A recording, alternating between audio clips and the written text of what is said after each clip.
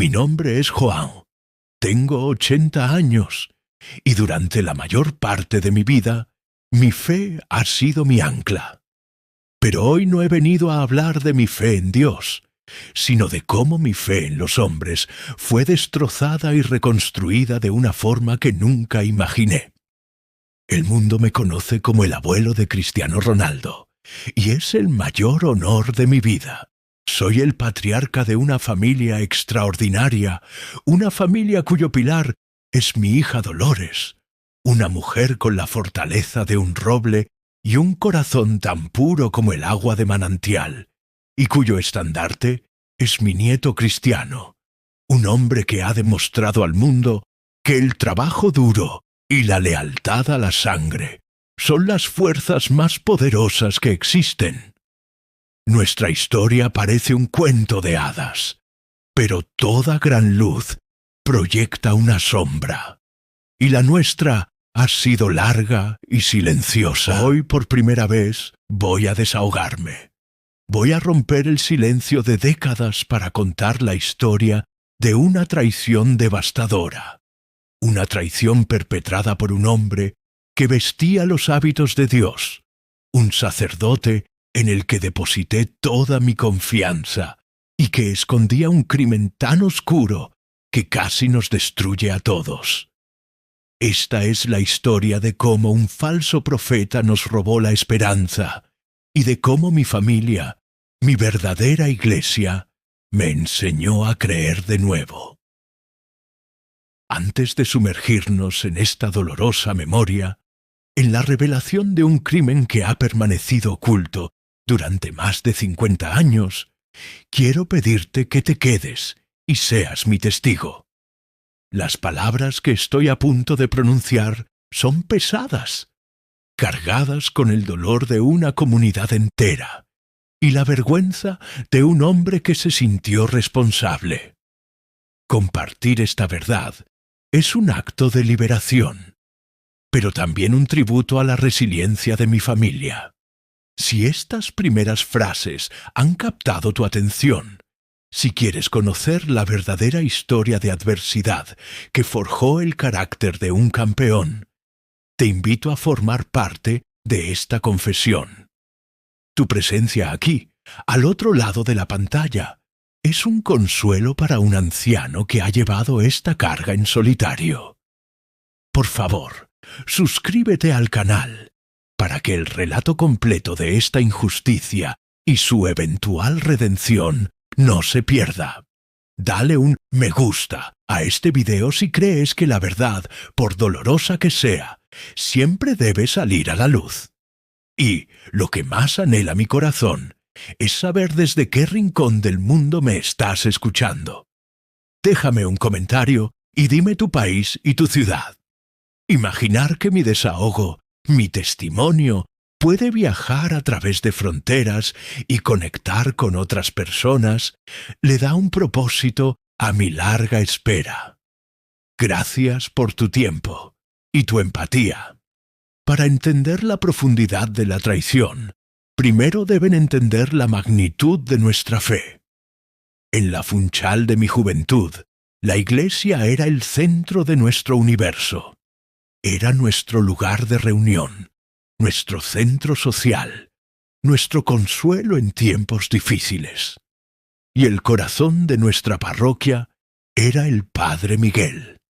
No era un sacerdote común. Era carismático, joven, con una energía que parecía llenar la iglesia hasta el techo. Su voz en el púlpito era como la miel. Sus palabras prometían no solo la salvación en el más allá, sino también la prosperidad en el presente. Se involucraba en la vida de la comunidad de una forma que ningún otro sacerdote lo había hecho. Ayudaba a los pescadores a negociar mejores precios, mediaba en disputas entre vecinos, organizaba colectas para las familias más necesitadas. Se ganó nuestra confianza, nuestra admiración y finalmente nuestro amor. Yo, un hombre devoto, me convertí en uno de sus más fervientes colaboradores. lo ayudaba en la iglesia, organizaba eventos y él, a su vez, parecía tenerme en gran estima. Me llamaba el pilar de nuestra comunidad, un elogio que me llenaba de un orgullo humilde. Mi familia lo adoraba. Mi hija Dolores, entonces una niña, lo miraba con una veneración especial, como se mira a un santo. Un día, el padre Miguel anunció su proyecto más ambicioso. Un sueño que, según él, cambiaría el futuro de nuestros hijos. Quería construir un centro juvenil comunitario. Un lugar seguro para los niños después de la escuela, con una biblioteca, una sala de actividades y, lo más importante para nosotros, un verdadero campo de fútbol de hierba. En una isla donde nuestros hijos jugaban en calles de tierra y polvo, la promesa de un campo de hierba era como prometer un trozo del paraíso. El proyecto nos entusiasmó a todos. Era la materialización de nuestras esperanzas.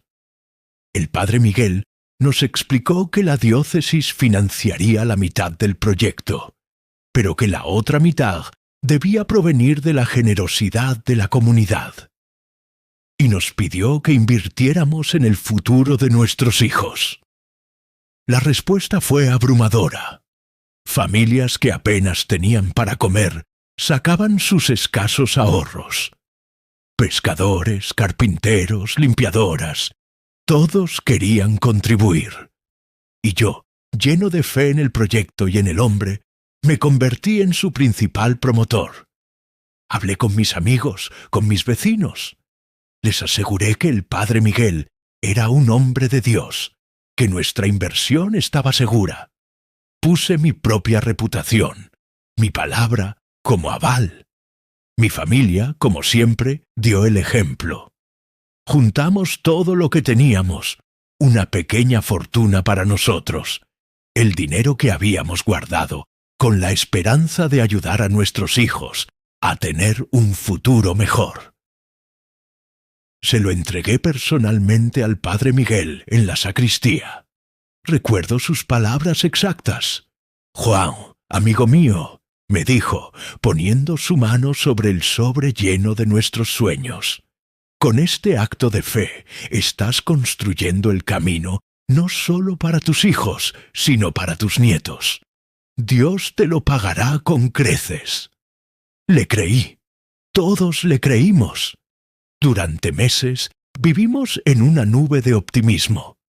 El padre Miguel nos mostraba planos, nos hablaba de los permisos, de los materiales. La construcción, decía, comenzaría pronto. Y nosotros, felices, esperábamos, soñando con el día en que veríamos a nuestros niños, quizás a un pequeño cristiano en el futuro, correr sobre esa hierba verde prometida. Los meses que siguieron a nuestra donación colectiva fueron un espejismo de esperanza.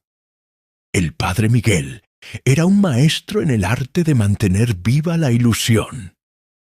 Cada domingo, desde el púlpito, nos daba actualizaciones sobre nuestro centro juvenil.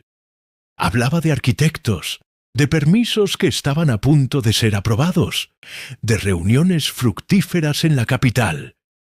Incluso organizó una pequeña ceremonia en el terreno baldío donde supuestamente se construiría el centro, un terreno que ahora sé que nunca fue comprado. Hizo que los niños de la parroquia, entre ellos mis propios hijos, pusieran la primera piedra, una simple roca que él bendijo con gran solemnidad. Todos aplaudimos con lágrimas en los ojos, creyendo que éramos partícipes de un milagro. Él nos vendió un sueño, y nosotros, hambrientos de esperanza, lo compramos sin dudar. Mi papel como su principal defensor me enorgullecía. Me sentía útil, sentía que estaba contribuyendo a algo más grande que yo mismo. Sin embargo, pasado el primer año, la primera piedra seguía tan sola como el día en que la pusimos. Las excusas del padre Miguel comenzaron a volverse más frecuentes, y para mi oído, que había aprendido a desconfiar del mundo, ligeramente discordantes. Culpó a la burocracia, a la inflación, a un supuesto contratista que lo había engañado. Siempre era la culpa de otro, nunca suya. A pesar de mis crecientes dudas, las apartaba.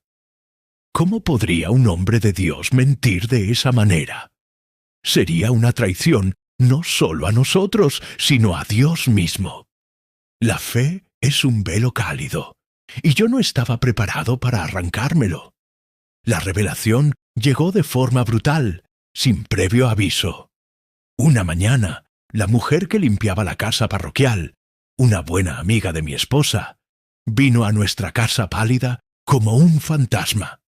Nos dijo que había llegado a trabajar y había encontrado la casa vacía. No solo vacía de gente, sino vacía de pertenencias.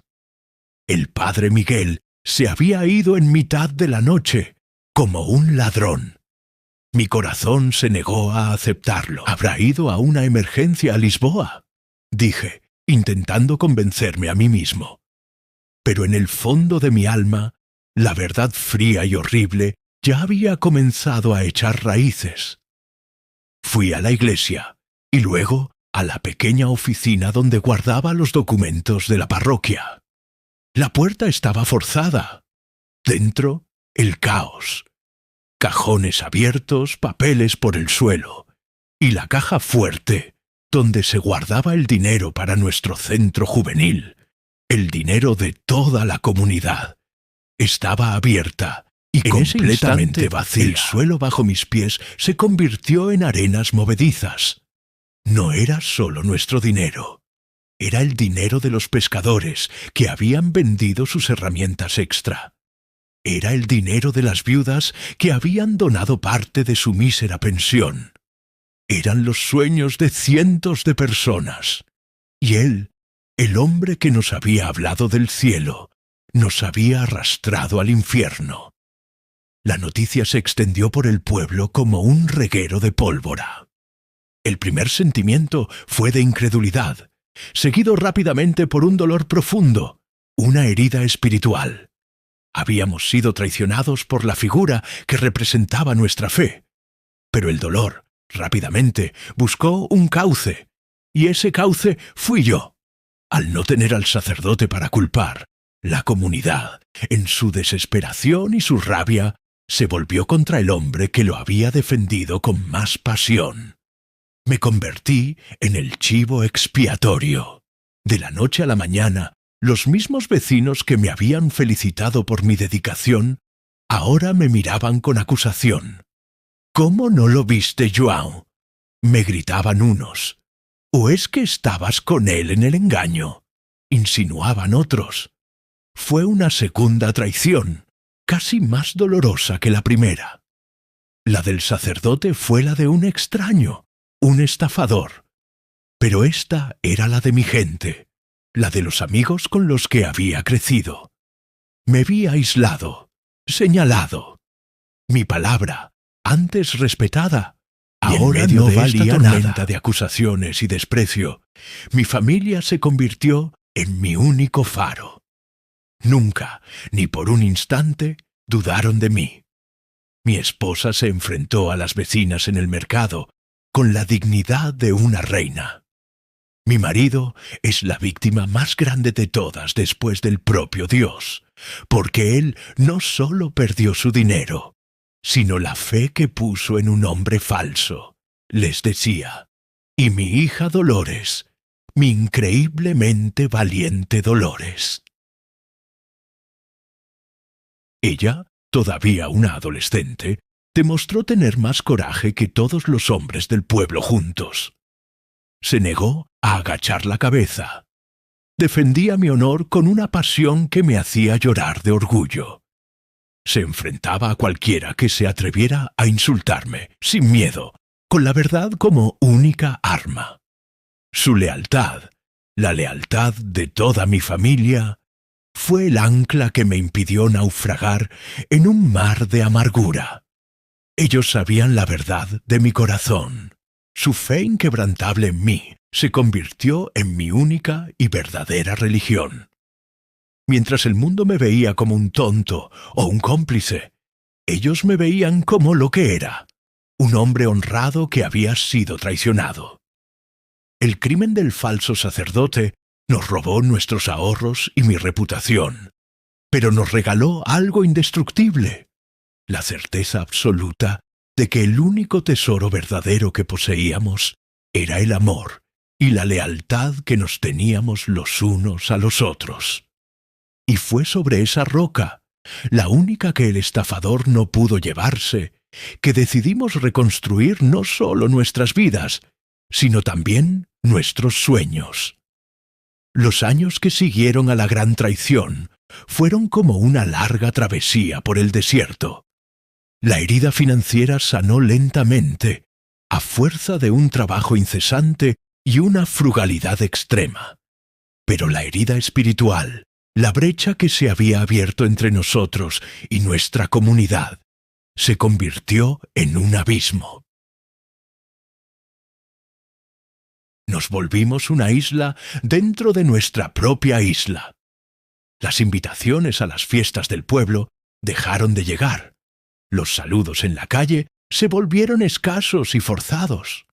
Nos trataban con una mezcla de lástima y recelo, como si nuestra desgracia fuera una enfermedad contagiosa. Para mí, el golpe más duro fue mi ruptura con la Iglesia. No perdí la fe en Dios, pero sí perdí la fe en la casa de los hombres que decían representarlo. No podía volver a sentarme en aquel banco, mirar aquel altar, sin recordar la cara sonriente del Padre Miguel y el sonido de su voz melosa tejiendo mentiras. La Iglesia, que había sido mi refugio, se convirtió en un monumento a mi humillación. Así que dejé de ir. Esta decisión causó un gran revuelo en el pueblo y solidificó mi estatus de paria. Pero fue en ese exilio autoimpuesto donde encontré mi verdadera fe, mi verdadera Iglesia, mi familia. Nuestro hogar se convirtió en nuestro santuario. Si el mundo exterior nos juzgaba y nos condenaba, dentro de nuestras 4 paredes encontrábamos una aceptación y un amor que ninguna institución podía ofrecer. Mi esposa, con su infinita sabiduría, nunca me presionó para que volviera a la Iglesia. Ella entendió que yo necesitaba encontrar a Dios a mi manera, y me ayudó a encontrarlo en las cosas simples, en la risa de nuestros hijos, en el pan que compartíamos en la mesa, en la lealtad inquebrantable que nos profesábamos. Ella fue mi sacerdotisa y nuestro amor, mi única oración, y mi hija Dolores, mi Dolores. Ella se convirtió en la guardiana de la llama de nuestro honor. Creció con una coraza de orgullo y un desprecio absoluto por la hipocresía. Mientras otros niños jugaban, ella parecía estudiar el mundo, aprendiendo a distinguir a las personas de buen corazón de las víboras. Desarrolló un sexto sentido para la injusticia y una furia sagrada para combatirla. Su amor por su familia es tan fundamental para ella como el aire que respira. Verla convertirse en esa mujer fuerte, íntegra y ferozmente protectora fue el mayor consuelo para mi alma herida. Ella es la prueba viviente de que de la peor tierra quemada puede crecer la flor más fuerte. En este entorno, en este invernadero de amor y resiliencia, nació mi nieto, Cristiano. Su llegada fue más que una alegría, fue un punto de inflexión, una señal de que, a pesar de todo, la vida continuaba y aún nos reservaba milagros. Desde el principio sentí que ese niño era especial. Había una luz en él, una vitalidad, una presencia que llenaba cualquier habitación. Y cuando comenzó a mostrar su amor por el balón, vi algo más que un simple talento deportivo.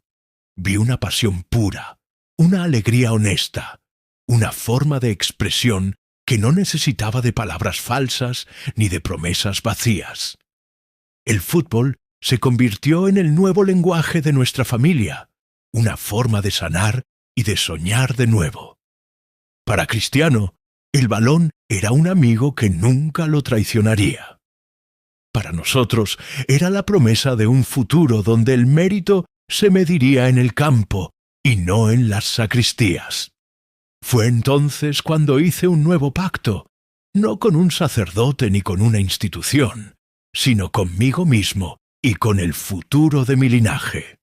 Si el talento de este niño era un regalo de Dios, entonces mi deber, mi sagrada misión, sería proteger ese don y asegurarme de que tuviera la oportunidad que a nuestra comunidad le fue robada.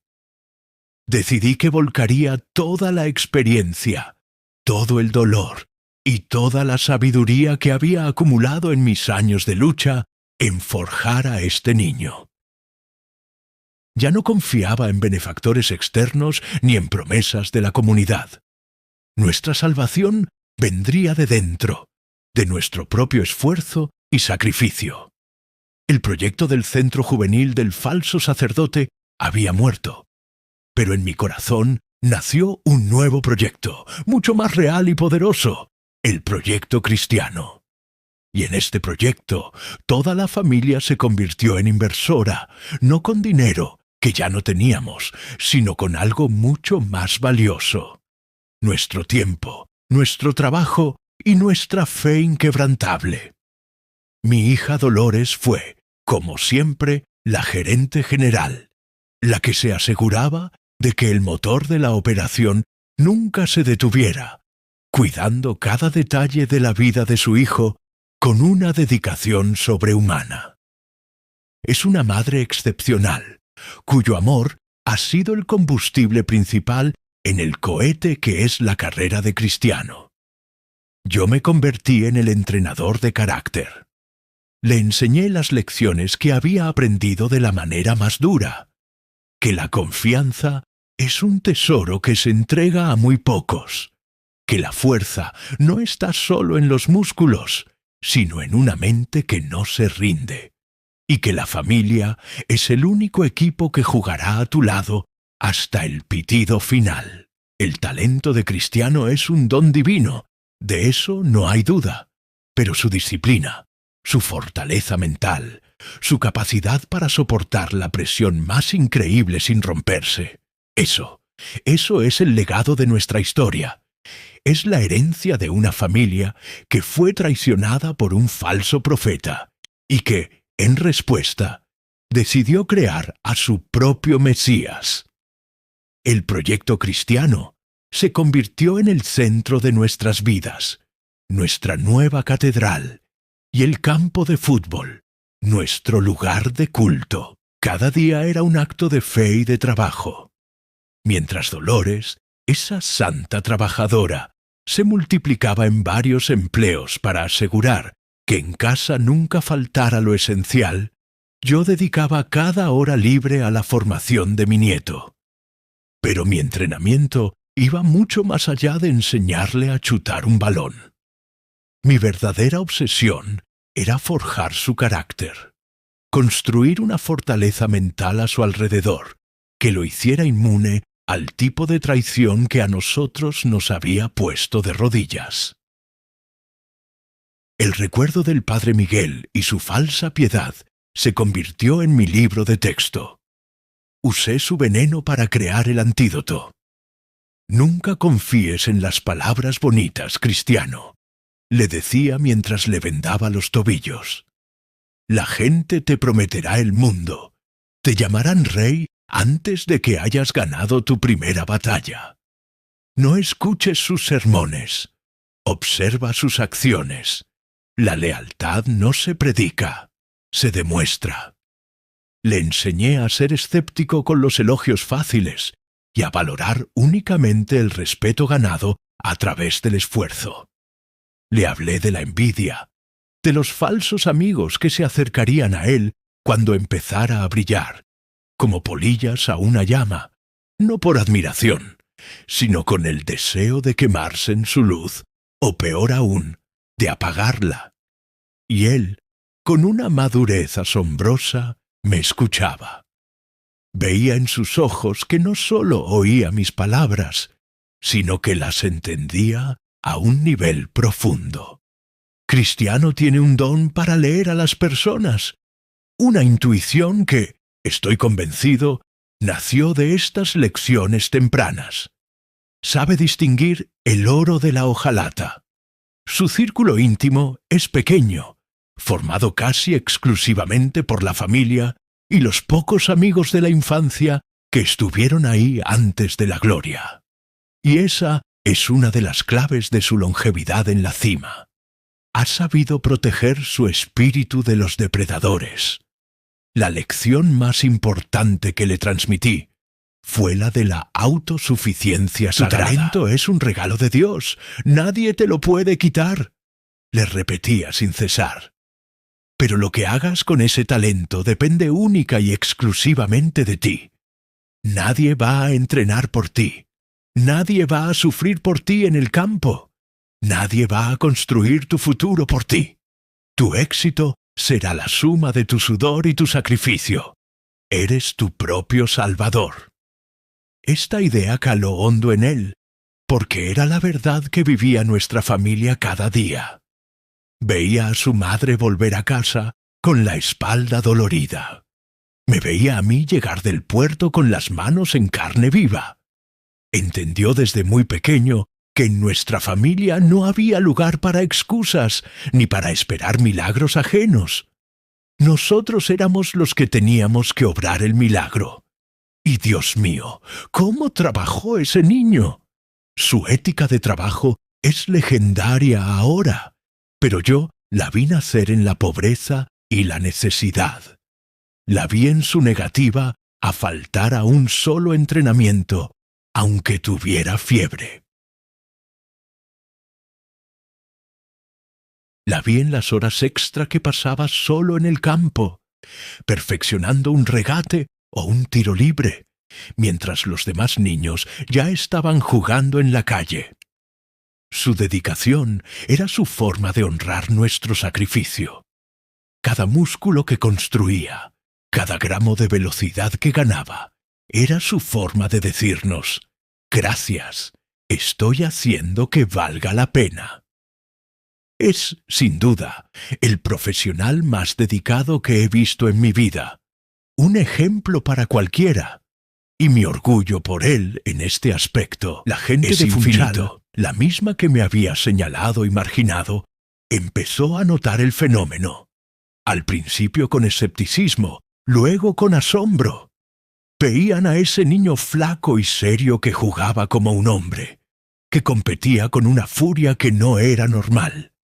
El nombre de Cristiano Ronaldo comenzó a ser más fuerte que el apellido de Juan, el engañado por el cura. Mi nieto, sin proponérselo, estaba limpiando mi nombre con sus goles. El día que los ojeadores del Sporting de Lisboa vinieron a verlo jugar, fue el día de nuestro juicio final. Sentí la misma ansiedad que sentí años atrás al entregarle nuestros ahorros al falso sacerdote. Pero esta vez, nuestra inversión no estaba basada en la palabra de un hombre, sino en el carácter de un niño. Y yo sabía que ese carácter era oro puro. La prueba fue un éxito rotundo. La oferta para que se uniera a su academia en Lisboa no tardó en llegar. Ese día no hubo grandes celebraciones en nuestra casa. Hubo un profundo y solemne sentimiento de justicia poética. La oportunidad que el Padre Miguel nos había robado, la oportunidad de un futuro mejor para nuestros hijos, nos estaba siendo devuelta, no por la caridad de nadie, sino por el talento puro y el trabajo duro de nuestro nieto.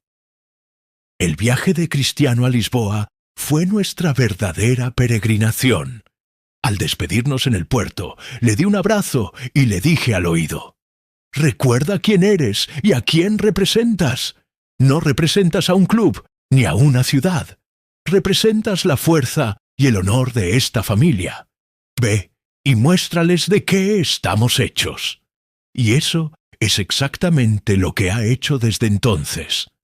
Ha demostrado al mundo que se puede empezar desde la nada, ser traicionado, ser humillado, y aún así, a través de la fe en uno mismo y en el amor inquebrantable de la familia, se puede conquistar el mundo. Su carrera no es solo una historia de éxito deportivo, es un sermón verdadero, escrito no con palabras vacías, sino con cada gota de sudor de su extraordinario viaje. Y así llego al final de mi desahogo. El sol se está poniendo sobre el mar de Madeira, pintando el cielo con los colores de la paz. Una paz que finalmente siento en lo más profundo de mi alma. Muchos se preguntarán, después de escuchar esta larga y dolorosa historia, ¿por qué he decidido hablar ahora? Porque he desenterrado un crimen que llevaba décadas enterrado. No lo hago por venganza. La venganza es un veneno que solo daña al que lo guarda. Y mi vida, gracias a mi familia, ha estado demasiado llena de amor como para dejar espacio para el veneno. El hombre que se hizo llamar Padre Miguel desapareció de nuestras vidas, pero su sombra permaneció. Sin embargo, hace unos años, la verdad completa finalmente llegó a mí. Un periodista que investigaba una serie de estafas en varias parroquias de Portugal me encontró. Estaba siguiendo el rastro de un hombre llamado Marco, un estafador profesional que usaba la sotana como disfraz. Su crimen sombrío no era solo el robo, era la profanación sistemática de la fe de la gente humilde por todo el país. Al parecer, antes de llegar a Madeira, había estado implicado en la desaparición de los fondos de un orfanato. Ese era el oscuro secreto que escondía. Saber esto, saber que no fuimos sus únicas víctimas, me trajo una extraña sensación de cierre. No era nuestro castigo. Éramos simplemente un capítulo en la vida miserable de un hombre sin alma. Pero esa revelación también encendió en mí la necesidad de contar nuestra historia.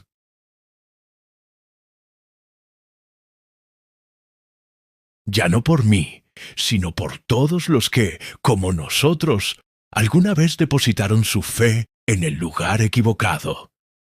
He decidido hablar ahora para que el mundo entienda la lección que aprendimos de la manera más dura.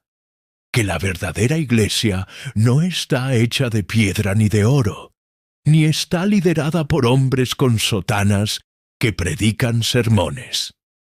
La verdadera iglesia está hecha de la carne y el hueso de la familia.